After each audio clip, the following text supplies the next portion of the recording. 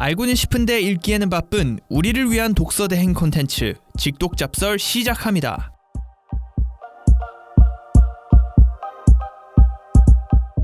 안녕하세요. 직독잡설 진행을 맡은 윤상원 기자입니다. 요즘 주식 투자하시는 분들 많이 힘드시죠? 저도 제 계좌를 보면 참 암담합니다.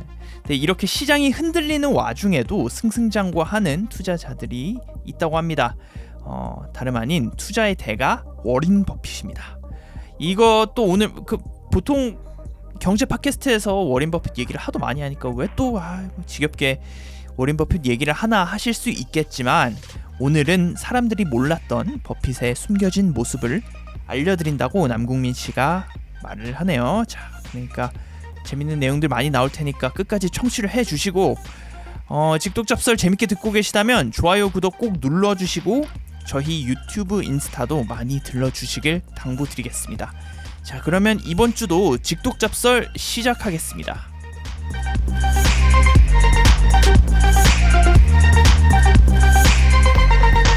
자, 이번 주도 남궁민 씨와 단둘이 함께 합니다. 안녕하세요. 안녕하세요. 오늘은 오프닝에서 계좌 안부를 부르면서 시작을 하네요. 요즘 계좌 안녕하십니까? 저는 물을 수 있습니다. 왜냐면 저도 많이 깨졌기 때문에. 아니, 요즘에 주식으로 돈 버는 정말 많잖아요. 그러니까 얼마 전까지는 정말 많았잖아요. 네. 근데 저는 작년에는 중국 주식으로 뜨겁게 달구고. 그죠. 이제 백현 기자 있을 때 그쵸. 셋이 화두였죠, 그게. 근데 뭐 남궁민의... 이번에는 저 혼자가 잃지 않고 네. 모두가 지금 거의 잃었잖아요, 많이들. 그죠. 때문에. 저도 미장 주식 이렇게 모아놓은 구글 시트를 볼 때마다 암담해서 와, 다 파란색, 이렇게 다 파란색인 적이 거의 없었는데. 그러니까요. 제가 40% 정도 빠진 주식을 주변에 괜찮다 몇 종목, 뭐 나이키 뭐 이런 거 있잖아요. 우량주. 네. 근데 샀는데도 10% 이상 더 빠지더라고요. 그러니까요.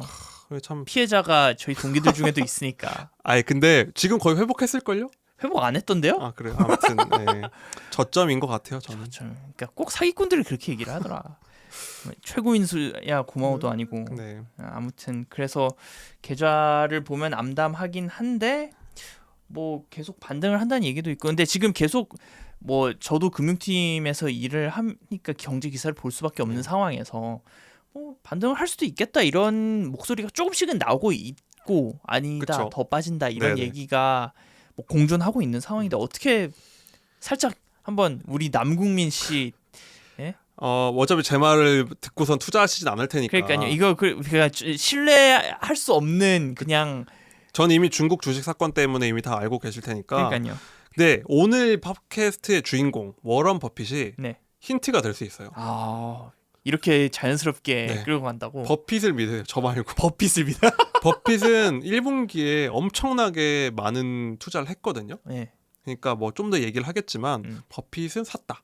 버핏은 샀다. 네. 알겠습니다. 일단 본격적으로 책 들어갈 때 한번 얘기를 해볼 텐데, 그 전에 우리가 이제 저번 주 그리고 그쵸. 저저번 주에 4인 체제 완성을 했잖아요. 그렇죠. 저희가 이제 처음으로 4인이 다 모여서 되게 시끌벅적하게 떠들어서, 근데 주변 피드백을 좀 얘기를 들어보면 확실히 진짜 수다 떠는 느낌이 강해졌다. 그러니까 맞아요. 그 전에는 좀 진중하게, 물론 이제 간간이 되게 그 예전에 백현 기자 있을 때는 웃기고 어이가 없는 멘트들이 많이 그쵸. 나오긴 했다면, 이번에는 근데 그게 있었다고 해도 좀 진중하고 그쵸. 분석적인 사회 과학책들을 많이 했는데, 이번에는 되게 약간 가벼워져서 수다 듣는 느낌이 많아졌다. 이게 좀 저희가 그러니까 직독과 잡설을 나눠 보자면 우리가 지금 둘이 사는 방송을 한 달에 한 번씩 내고 있잖아요. 그렇죠. 이거는 이제 좀 더 지식과 뭐 이런 정보 중심을 한번 진지하게 해보자고 저희가 생각을 했고, 네 명이서 있을 때는 좀 더 익숙한 주제, 뭐 이렇게 뭐 커리어나 행복, 뭐 음식 저번에 했죠. 이런 걸 가지고 좀 재밌게 얘기하는 시간을 한번 가져보면 좋겠다 생각을 했어요. 근데 그 두 개 수요가 참 저희 청취자분들이 어떤 걸 더 원하시는지 모르겠지만 조회수를 보면 다 비슷하더라고요. 그냥 다 재밌게 들어주시는 그러니까 것 같아요. 고정 청취자분들이 항상 계시니까 저희가 항상 이것저것. 근데 어떻게 보면은 그냥 얘네들 이거 했다가 저거 했다가 좀 진중하게 진득하게 끌고 가봐라라는 분들도 있긴 있지만, 근데 오히려 지금 선택과 집중이다. 요 시간에는 좀 더 진지한 지식을 쌓는 시간을 하고 넷이서 얘기하는 날은 좀 편안하게 좀 재밌는 얘기를 듣는 시간으로 같이 해주셨으면 좋을 것 같아요. 좀 뭐 댓글 같은 거 많이 남겨주시면 뭐 너무 산만하다, 뭐 하나만 해라, 뭐 이런 거 남겨주시거나 아니면 이렇게 나눠지니까 듣기 좋다 이렇게 의견 많이 주시면 저희가 좀 더 참고하도록 할게요. 맞아요. 댓글 저희 유튜브 댓글도 열려 있고 저희가 뭐 얼마 전에 또 새로운 플랫폼에 그 에피소드를 올리기 시작해서 맞아요. 플로라고. 플로. 네, 플로. 그 멜론 같은 이제 음악 앱이죠. 그죠. 근데 엄청 큰 앱인데 좀 투자 많이 하시는 것 같아요. 보니까 막 장기하 씨도 채널 열었고, 아 그래요? 장도연이랑 그 샤론체 씨도 채널을 같이 열었고, 누군지 모르겠어. 샤론체 그 기생충 번역하신 분. 네, 그분. 그러니까 그분들과 함께 론칭이 된 건데 저희도 그 중에 한 명이다. 급이. 네, 저희도 같은 오프닝 멤버다. 알겠습니다. 자, 팔로우 많이 해주세요. 자 본격적으로 한번 이제 우리 워린 버핏. 발음 정하고 들어갈까요? 워런 버핏. 워런 버핏. 네, 맞습니다. 이게 워렌 버핏이랑 한국에서 많이 하는데 워런이라고 하더라고요. 워런. 네. 오케이. 자, 어쨌든 이분에 대해서 얘기를 좀 해보자고 남궁 씨가 들고 왔는데 이게 갑자기 뭐 버핏 얘기를 왜 하고 싶은 거예요? 제가 버핏을 좋아하는 분들은 참 많지만 제가 버핏을 관한 책을 정말 많이 읽었고 진짜 오래전부터 많이 관심을 갖고 있었던 분이에요. 아니 그리고 사실 버핏 그러니까 저희가 오프닝에서도 말씀을 드렸지만 팟캐 영역에서는 경제가 너무 많은데 그 경제 팟캐 중에서도 워런 버핏은 되게 많이 다루는 거잖아요. 그 좀 식상할 수도 있을 것 같다는 생각은 했어요. 근데 오늘은 투자 얘기를 하지 않을 거예요, 거의. 그래요? 워런 버핏이 어떻게 투자했다. 그게 사실 워런 버핏이 어떻게 투자했다라는 것보다는 그냥 투자 얘기를 하는데 워런 버핏 얘기하면은 더 있어 보이잖아요, 아무래도. 그런 면이 많은데 오늘은 인간 버핏을 한번 탐구해 보려고 해요. 이 사람이 어떤 인간인지, 어떤 인간적인 면모, 어떤 성격인지. 우리가 오히려 그건 잘 모르거든요. 그냥 유명한 투자자이기만 한데 제가 주변에 하는 말이 버핏은 그렇게만 알기엔 너무 아까운 인물이에요. 진짜 재밌는 면이 많고 오히려 투자자가 아니면 그 인간성 면으로 더 재밌는 면이 많거든요. 근데 그 부분은 거의 다뤄지지가 않아요. 그러니까 버핏의 인간 인생사 아는 분이 별로 없어요. 근데 그게 진짜 재밌거든요. 그래서 오늘은 저희가 틈새를 노려서 제가 투자 고수면은 이런 얘기를 하겠습니까? 그죠. 그냥 인간 버핏을 한번 재밌게 한번 듣는 시간으로 해주시면 좋을 것 같아요. 맞아요. 저희가 뭐 종목 추천을 해드릴 것도 아니고 뭐 그러니까. 근데 일단 버핏에 대해서 워런 버핏에 대해서 모르는 분들도 분명히 있을 거예요. 맞아요. 많죠. 한번 좀 간단하게 설명을 좀 해주세요. 네. 일단 오늘 그렇다고 책이 없는 건 아니고 주제가 되는 제가 워런 버핏 바이블이라는 책이 있어요. 워런 버핏 성경. 그렇죠. 바이블이라고 이름 붙였는데 진짜 두껍고 양장본의 큰 책인데 이게 뭐냐면. 워런 버핏의 첫 주주총회부터 지금까지 그 주주총회 발언을 다 모은 거예요. 그럼 몇 개예요? 그 주주총회를 몇 번 했나요? 지금 그 버크셔 해서웨이가 아마 56년 된 회사일 거예요. 그러니까 그 버핏이 주주총회를 한 이유가 56년째가 됐을 거예요.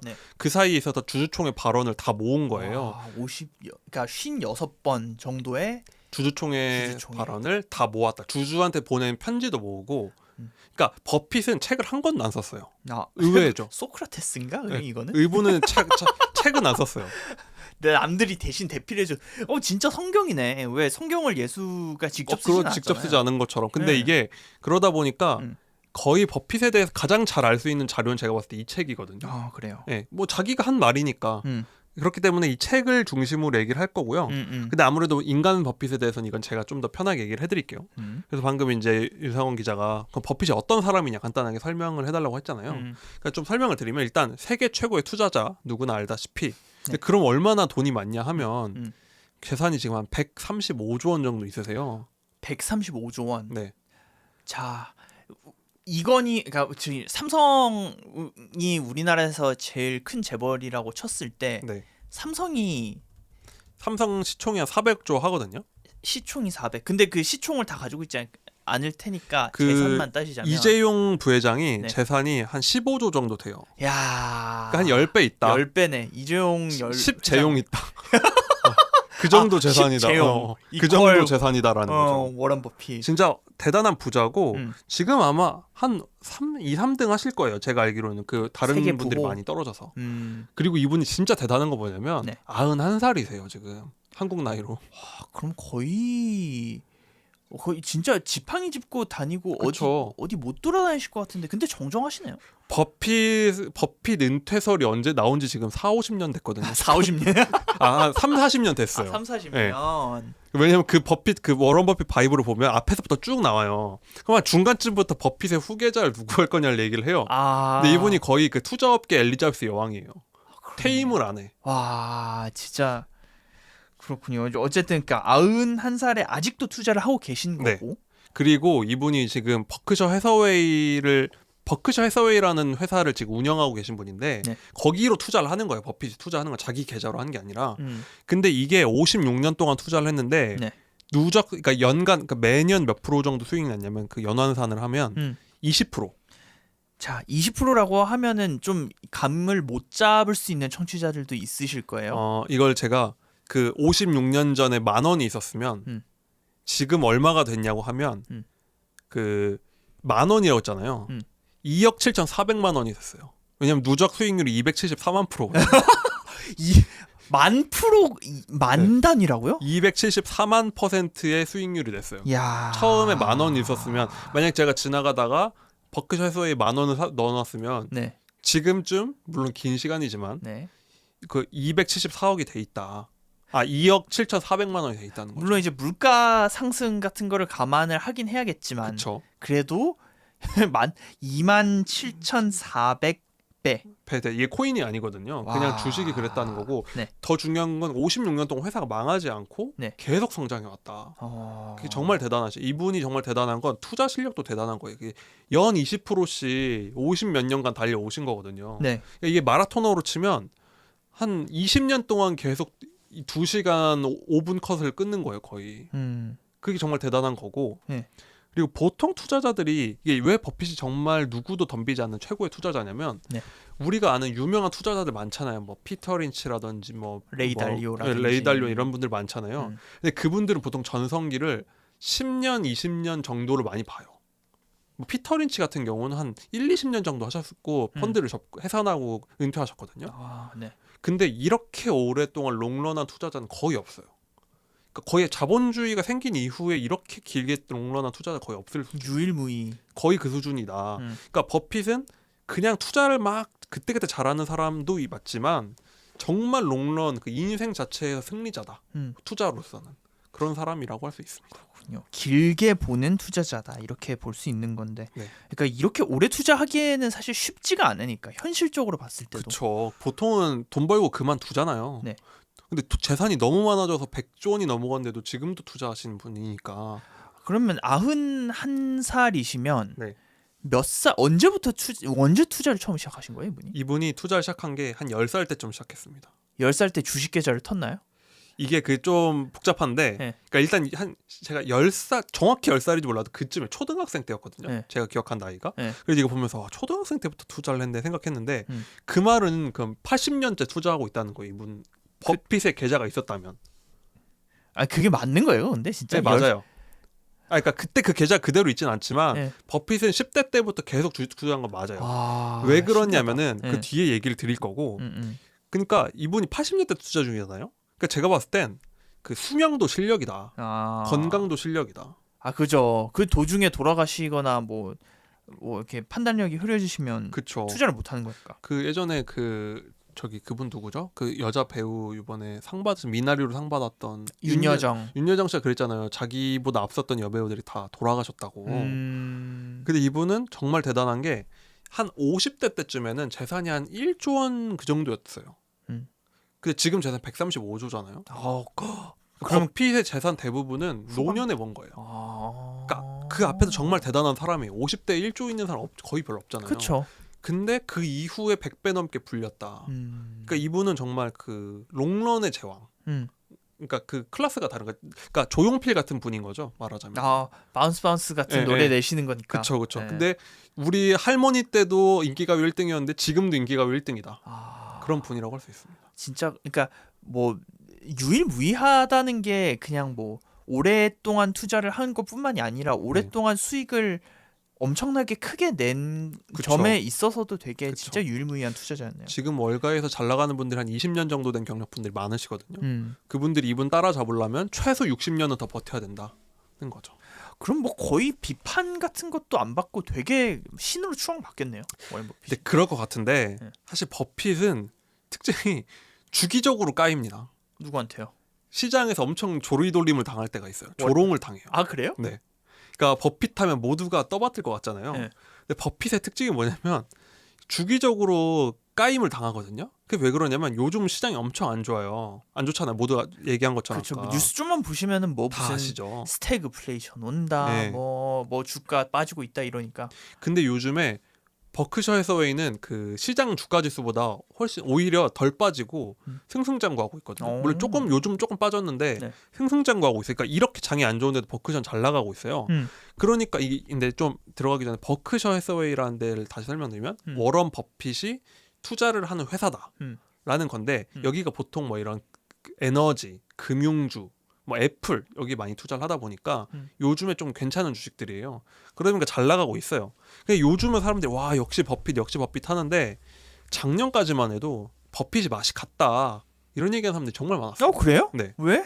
이게 왜 그러냐면 우리가 빅테크란 말 많이 했잖아요. 저희 방송에 많이 다뤘잖아요. 맞아요. 뭐 애플, 구글 이런데 주식이 정말 막 끝도 없이 올라갔잖아요. 코로나 때까지. 맞아요. 이게 한 보통 2008년 금융위기 때부터 지금까지 내내 그랬다고 13년째 그냥 빅테크만 오르는 장세였거든요.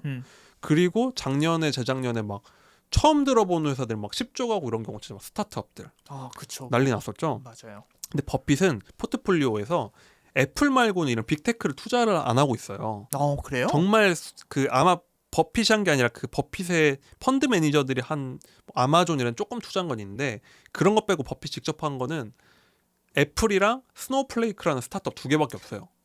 애플은 우리가 모두 다 알고 스노우플레이크는 뭐 하는 회사인가요? 거기는 이제 클라우드 회사인데 약간 그런 클라우드 솔루션 같은 걸 같이 하는 회사라고 보면 돼요.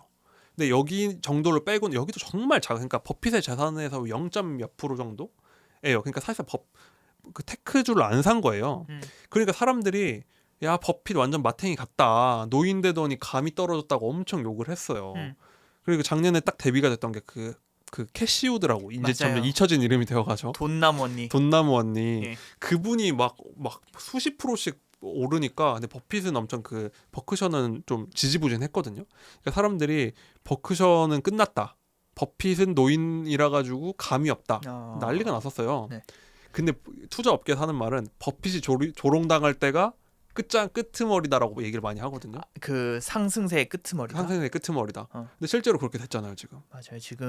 지금은 오히려 이제 캐시우드, 그러니까 그 캐시우드라는 투자자는 되게 그 테크주를 엄청 많이 사고, 그렇죠. 그러니까 테크주의 비중도 높고 뭐 암호화폐 이런 것도 되게 많이 맞아요. 샀고 테슬라로 유명을 그쵸. 했잖아요. 테슬라가 진짜 가격이 낮았을 때 사서 그걸 뭐 ETF로 만들어가지고 엄청 떴으니까. 근데 지금 보면은 뭐 테슬라도 다 빠지고 그러니까. 지금은 뭐 거의 반토막 이하로 내려갔으니까. 그러니까 버크셔랑 역전된 거예요. 그 한 2020년 정도부터 카운팅을 하면은, 그러니까 버핏을 이겼던 걸 이미 다 따라잡힌 거죠.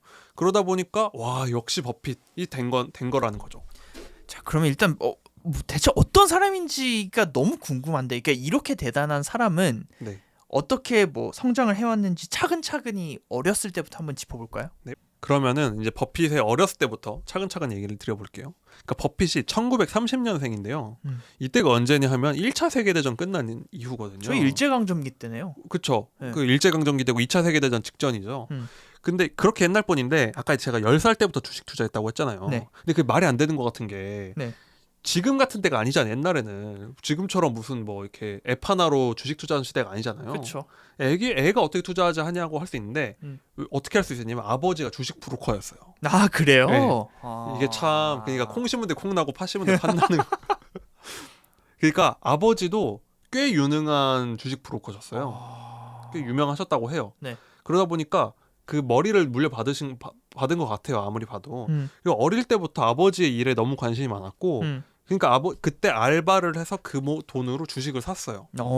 그 주식도 뭔지 적어놨는데 그건 제가 기억이 안 나는데 아무튼 어렸을 때 사놨는데 버핏이 어렸을 때 경험을 해보니까 근데 이게 자꾸 가격이 오르락 내리락 해서 오르고 하는데 이때가 30년이면은 버핏이 10살 때쯤 40년 되잖아요. 그러면 이제 딱 1929년 대공황 한 10년 지나서 이제 슬슬 주식시장이 회복할 때였거든요. 네.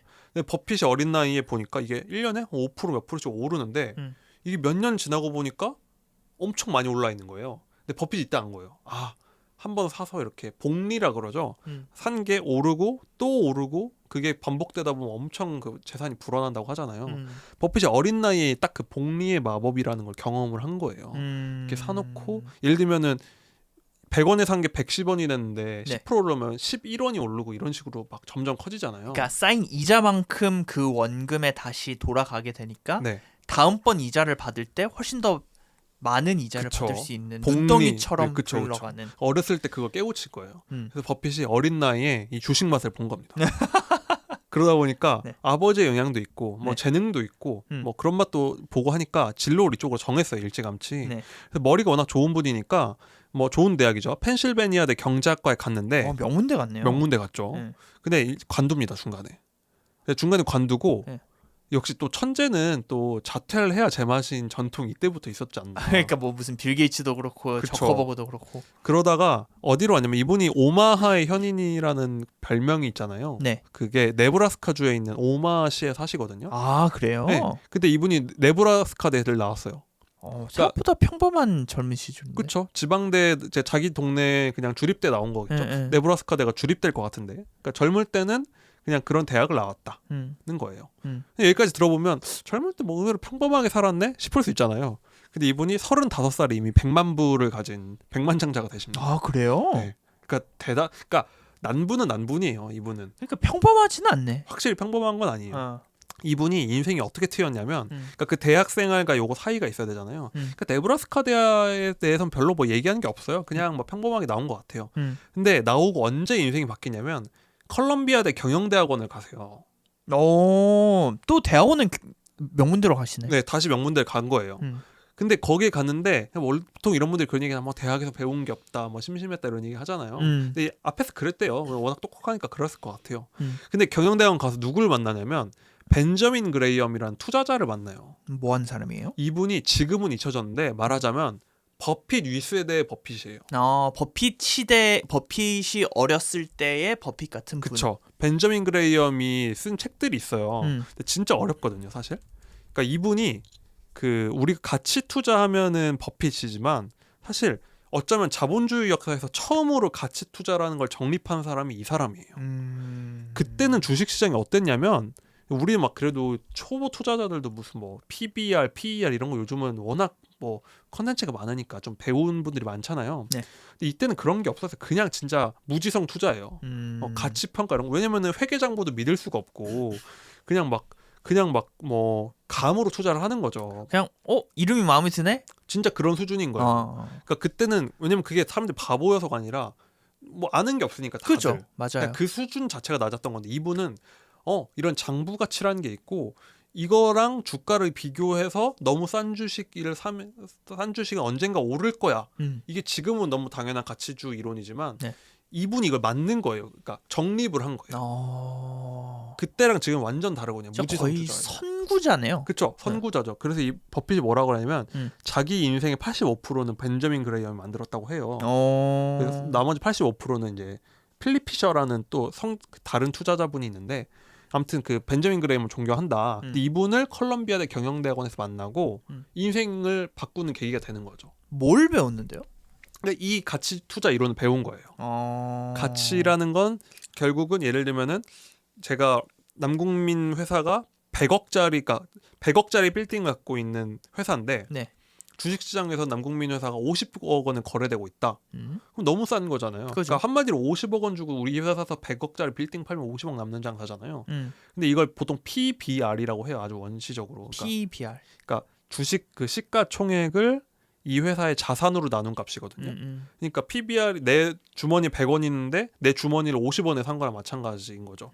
지금 생각하면 너무 당연한 것 같은데 이 시대에는 그런 거를 잘 생각을 안 했어요. 그런 걸로 주가는 결정되지 않는다. 무지성으로 결정된다 주의였거든요, 거의. 근데 이걸 배우니까 이분이 딱 깨달은 거예요. 아, 그렇구나. 그러다 보니까 투자 전략을 딱 세웁니다. 버핏이 이 나이에. 그래서 보통 사람들이 버핏 하면은 생각나는 게 장기 투자 생각 많이 하죠. 장기 투자, 그렇죠. 네, 버핏 하면 장기 투자. 되게 오랫동안 주식을 사고 엄청 오래 들고 계시잖아요. 건강한 투자의 상징이잖아요, 거의. 근데 버핏의 처음 시작은 단타였어요. 아, 그래요? 네. 흑역사네. 네. 단타로 일어서신. 근데 제가 원래 35살 때 이미 백만장자 되신 분이라고. 네. 그 단타를 어떻게 하냐면, 그러니까 이분이 꽁초 줍기 전략이라고 해요. 담배 꽁초를 주워서 돈을 번다는 건데, 네. 뭐라 그러냐면 저는 담배를 안 피는데 꽁초 끄트머리 좀 남기고 버리는 사람이 많잖아요. 네. 그러면은 그 공짜잖아, 줍는 거는. 주워서 피고 주워서 피면 된다. 이게 꽁초 줍기 전략이라고 하는데, 방금 말한 대로 이때 당시 주식시장에는 정말 말도 안 되는 가격의 주식이 너무 많았어요. 네. 뭐 그 회사 갖고 있는 공장이 100억짜리인데 시가총액은 20억 되고 막 이런 게 많았어요. 그냥 그러면은 저런 주식 사는 거예요. 근데 그때 중요한 건 그때는 이런 전략에 대해서 생각들 잘 안 하고 있었다는 거. 그냥 그 공장 그 회사 별로잖아 하면 끝이었던 거예요. 이 꽁초 줍기 전략을 하니까 수익률이 이 당시에 버핏이 주주총회 자주 얘기해. 막 라떼를 얘기해요. 그때는 막 45%씩 났다면 50%씩 났다고. 버핏도 옛날 얘기를 막 해요. 네. 당연히 이게, 그러니까 한마디로 남들은 아무도 그 생각을 못 하고 있을 때 선구적으로 뛰어드니까 엄청난 재산을 번 거죠. 이땐 버핏이 투자를 어떻게 했냐면 버핏 투자 조합이라는 걸 차려가지고 주로 가족들 돈부터 받고 주변 지인들 돈 받아서 돈을 굴렸거든요. 네. 그러니까 소문이 나죠. 막 이 시골 동네였는데도 소문이 막 납니다. 수익률이 막 미쳤다. 그러다 보니까 그래서 가치 투자의 원조에게 배워서 또 가치 투자의 또 다른 선지자가 된 게 버핏이다. 할 수 있습니다. 그러니까 그거를 잘 습득해서 그때 당시에는 알려지지 않았던 가치 투자로 이미 35, 100만 장자가 된 거다. 그렇죠. 남들보다 훨씬 빨랐다.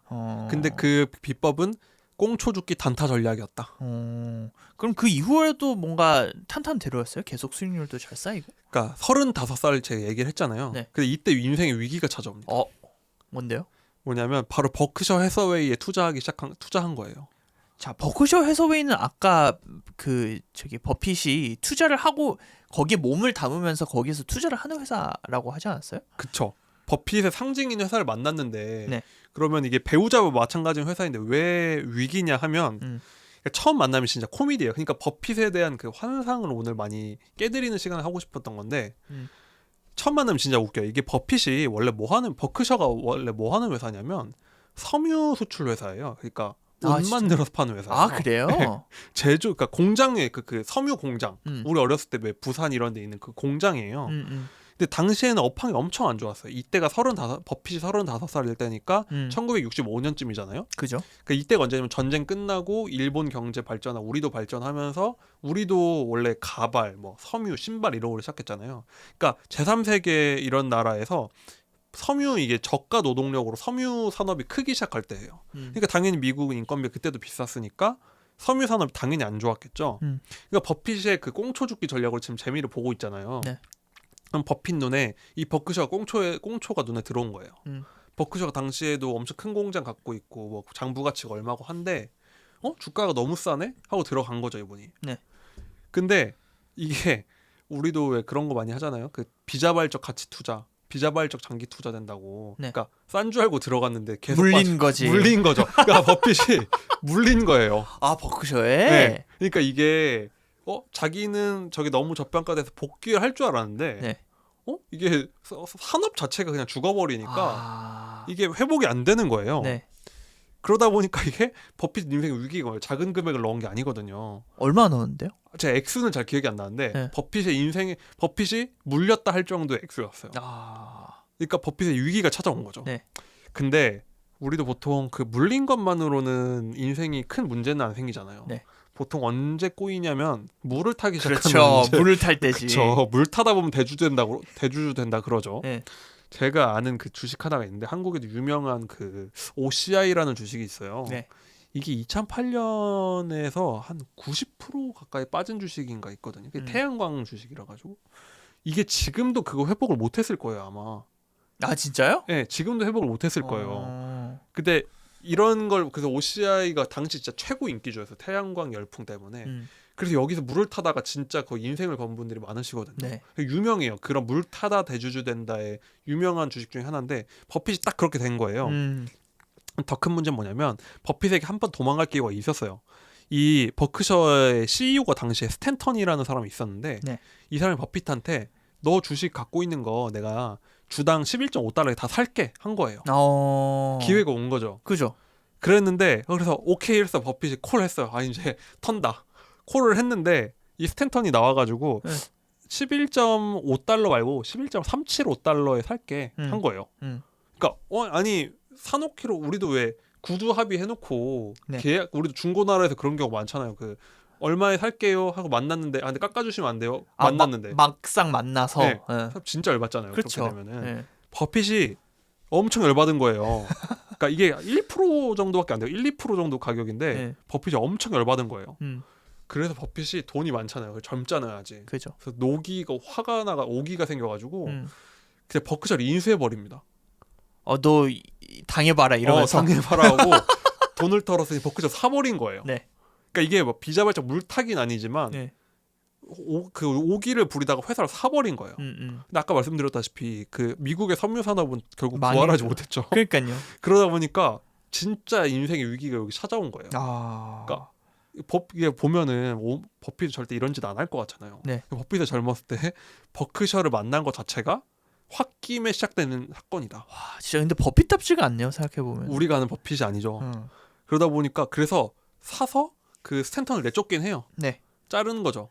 그래서 이게 통쾌하잖아요. 근데 진짜 위기가 온 거예요. 아니 이거 회사가 지금 이거 거의 전 재산의 상당 부분을 넣었는데 이거 답이 없는 거예요. 이거 섬유 산업이 안 되니까. 그래서 버핏이가 어떻게 하냐면 돈은 아직 조금 있으니까 네. 거기는 재산 가지고 해가지고 다른 이제 좀 괜찮은 산업에 투자를 하기 시작해요.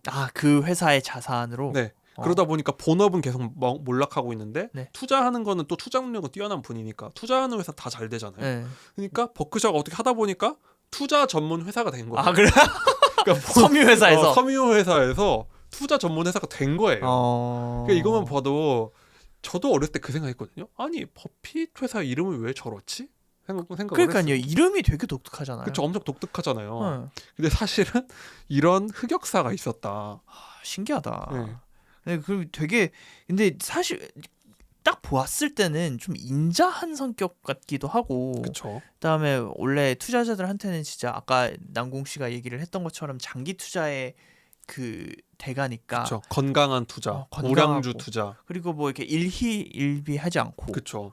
근데 생각보다 이렇게 좀 괄괄한 면이 있으시네요. 제가 그래서 이 에피소드를 꼭 녹음하고 싶었던 게 그 언론을 통해서 나오는 버핏 그러니까 언론은 좀 특징적으로 왜냐면 짧은 분량을 전하다 보니까 그 이미지를 만들고 그걸 계속 소비하잖아요. 그리고 기사 쓰는 분들도 버핏을 너무 엄청 잘하는 것도 아니고 딱 그 고정적인 그 이미지를 계속 재생산을 하는 면이 많잖아요. 근데 사실 버핏은 진짜 이런 다양한 면이 많은 사람이거든요. 그러니까 어렸을 젊었을 때는 이랬고 물론 나이 들면서 이제 사회적 지위가 있고 하니까 좀 더 조심스러워지지만 네.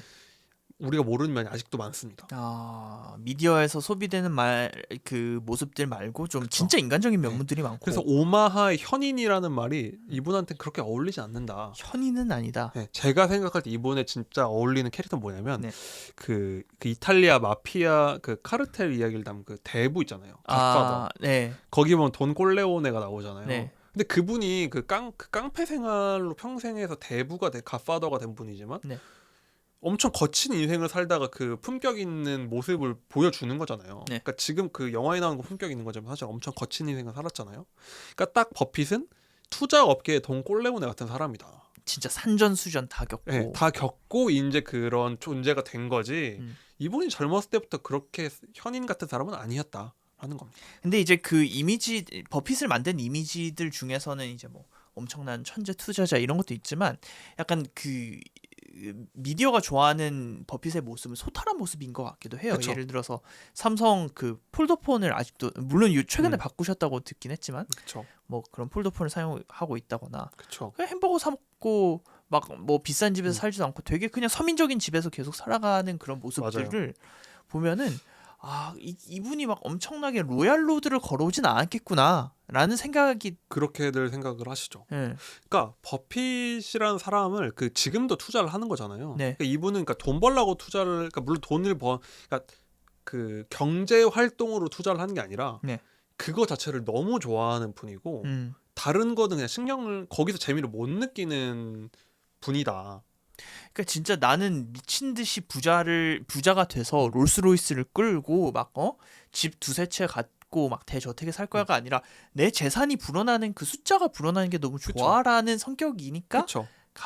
그러니까 장기 투자가 가능하겠다는 생각도 드네요. 그렇죠. 뭐 마라토너들이 뭐 빨리 마트 가려고 달리기 하는 거 아닌 것처럼. 그러니까 이분도 딱 그냥 그러니까 그냥 그 투자라는 것 자체를 마치 돌을 닦듯이 하는 거 맞고 그러다 보니까 이제 소탈한 면이 있는 거라고 저는 생각을 하고 이분의 그 전기를 읽어보면 그 부 아내와의 관계가 그러니까 막 불화가 이분이 뭐 바람필 뿐이 아니니까. 네. 근데 정상적인 관계는 아니고 약간 별거를 하시는 거든요. 아 그래요? 네, 제가 그 기억할 때 약간 별거 같은 좀 이렇게 이게 부부라고 해야 되나 아니라고 해야 되나 하는 그런 좀 애매한 관계예요. 근데 나이 드시는 분들 졸혼하는 마당에 근데 꽤 젊었을 때도 좀 그런 관계라고 그러니까 뭐랄까 조금 기계 같은 느낌이 있긴 해요. 그래요. 네, 확실히 그러니까 막 인정 많고 뭐 이렇게 서글서글하고 이런 스타일이라고는 볼 수 없다. 확실히. 알겠습니다. 그래서 버크셔 해스웨이는 투자 회사가 된 뒤에는 계속 잘 나간 거네요. 근데 반전을 겪은 게 네. 여기서 인생의 또 다른 짝을 만나요. 와이프요? 아내 말고. 누굴 만나냐면 버핏 그 주주총회 기사남 항상 옆에 계신 그 찰리 멍거라는 분을 여기서 만납니다. 매번 찰리 멍거가 뭐 그거는 아니잖아요. 그러니까 후임은 아니고 그냥 파트너잖아요. 투자 파트너 중 한. 멍거가 97살이시거든요.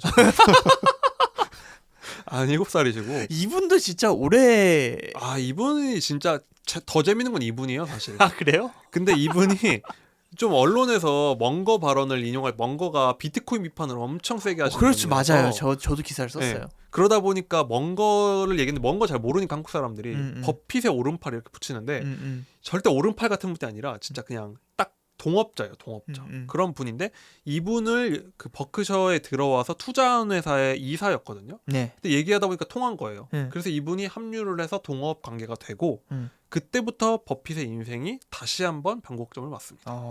어떻게 변곡점을 맞았나요? 그러니까 이때 버핏이 뭐 이때도 계속 돈이 불어나고 있었으니까 돈이 너무 많은 거예요.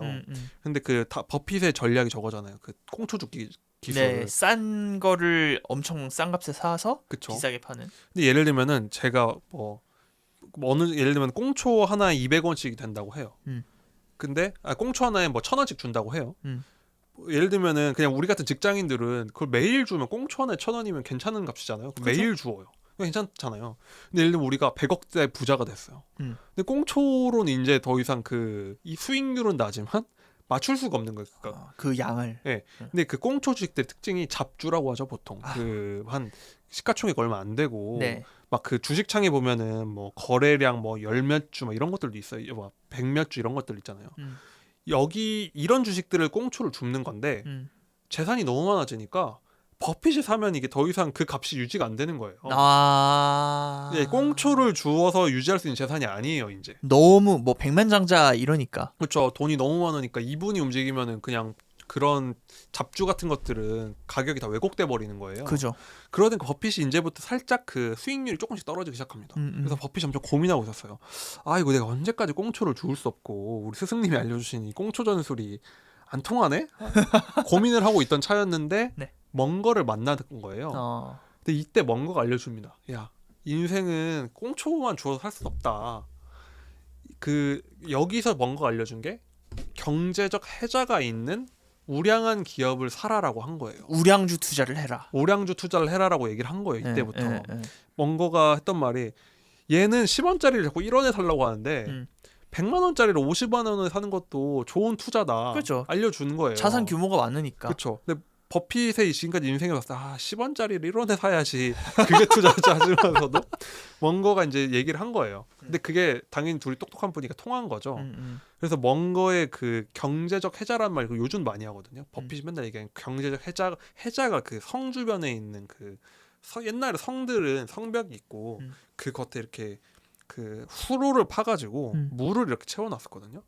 그래서 원래 군사학자들이 말하기로는 사실 성은 성벽이 높아서 함락을 못 시키는 게 아니라 그 해자를 못 메우면 못 함락시킨다고 해요. 그러니까 그 물을 건너가서 성벽을 쳐야 되기 때문에. 그렇죠. 그거를 메우는 게 중요한 그거거든요. 그래서 버핏이 하는 말이 경제적으로 그 해자를 갖춘 회사를 꼭 투자를 하라고 얘기를 해요. 경제적 해자. 이게 뭐 그러니까 아주 그냥 뭐 코에 붙이면 코걸이, 귀에 붙이면 귀걸이긴 한데 예를 들면은 이런 거죠. 뭐 경제 위기가 와요 내일 갑자기. 그때 과연 사람들이 아이폰을 안 쓸 것인가? 만약에 아이폰이 있고 스마트폰이 쭉 있다. 하나는 사야 되잖아요. 그죠. 그럼 뭘 살 거냐 하면은 그래도 아이폰이지 하고 산다는 거예요. 그래서 애플을 사신 네. 거다. 그 브랜드가 바로 그 브랜드 가치가 있는 거잖아요. 애플 아니면 할 수 없는. 예를 들면 그 브랜드가 대표적인 경제적 해자라고 할 수 있죠. 그래서 그때부터 이런 식의 투자를 눈에 뜹니다. 근데 뭐 이거는 이제 애플은 간단한 사례고 앞으로 다음 지금 시간이 좀 많이 됐죠. 그래서 2부에서 어떤 투자로 전환을 한 건지 다시 한번 설명을 해드리도록 하겠습니다. 알겠습니다. 자, 시간이 다 돼서 이쯤에서 마무리를 하고 2부에서 또 찾아오도록 하겠습니다. 이따 뵙겠습니다. 네.